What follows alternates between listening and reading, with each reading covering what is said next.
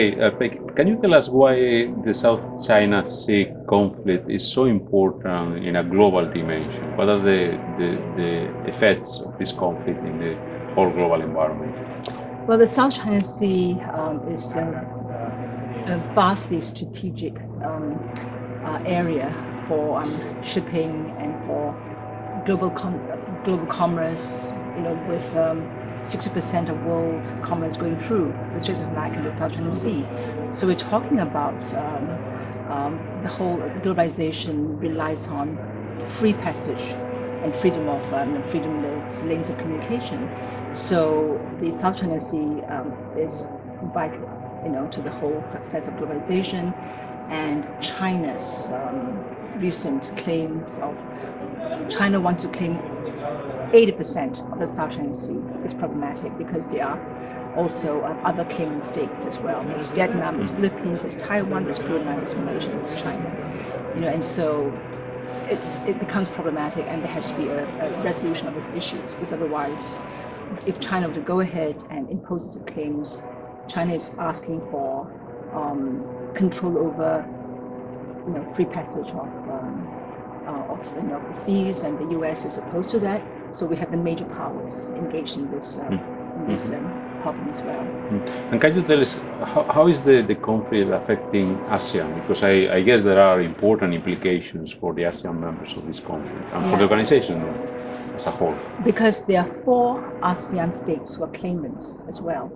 And they are the maritime states, and China has behaved very aggressively and assertively in claiming the waters that are recognized under the UN Law of the Seas, that gives each country 200 nautical miles of exploitation use, and China claims all of that. So Vietnam and the Philippines have had experienced harassment of the fishermen and cutting of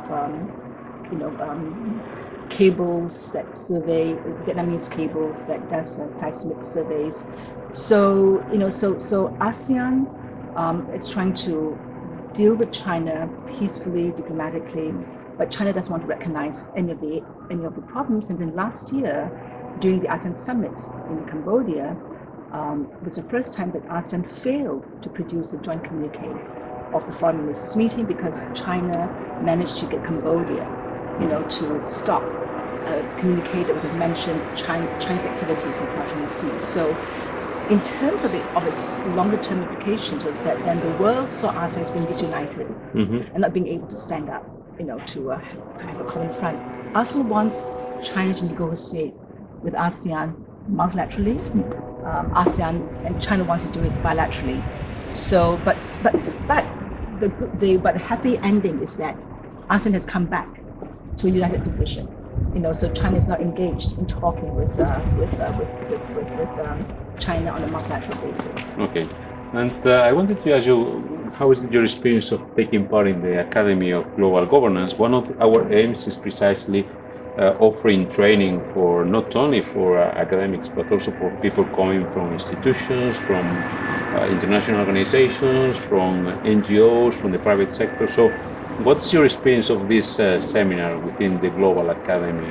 It has been a wonderful experience, especially to hear the perspectives of the Latin Americans, the 2 Latin American presenters you had, and the presenter on Africa, and to see regionalism in a comparative perspective, and to see how, and listening to the kinds of issues of regional integration, trade, political security, all this across the whole complex issues of integration. And it gives me an idea of how, and it made me realize that, with 10 countries, despite all the problems that ASEAN has, we are actually very lucky, that we have only 10 countries, whereas the others are dealing with continents. And so it gave me an appreciation, and will make me, I will be able to talk about ASEAN more in a wider comparative basis. And also I'm talking to the participants who are doing their PhD or postdoctoral research, and finding the interest that they have in Southeast Asia and ASEAN. It was very encouraging.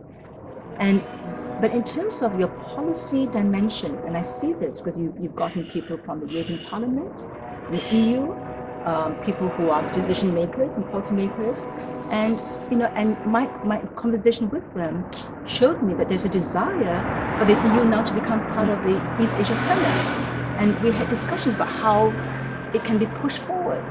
So this is amazing because not only do I have theoretical academic interchange, but I have interchange with policymakers, and I can see something coming out of it.